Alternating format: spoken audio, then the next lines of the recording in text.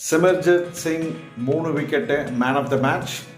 வணக்கம், நான் உங்கள் ரவி. எல்லாம் நல்லா இருக்கீங்கன்னு நினைக்கிறேன். சிஎஸ்கே vs ராஜஸ்தான் ராயல்ஸ் இன்னைக்கு ஒன் சைடாக தான் இருந்ததுன்னு சொல்லலாம்.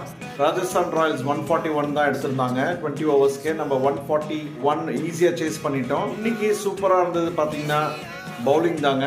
ஃபார்ச்சுனேட்டாக பார்த்தீங்கன்னா இன்னைக்கு சென்னையில் நடந்ததுனால ஹோம் கிரவுண்ட் மேட்ச்னால நமக்கு வந்து ஃபுல் கான்ஃபிடன்ஸ் இருந்தது. கோஇன்சிடென்ஸாக பார்த்தீங்கன்னா ஹாஃப் செஞ்சுரி கூட இல்லைங்க. அவங்க சைடும் ஒரு செஞ்சுரி அடிக்கல, நம்ம சைடும் செஞ்சுரி அடிக்கல. ஒரு 50 கூட யாருமே வரல. ஒரு துரதிருஷ்டமானது.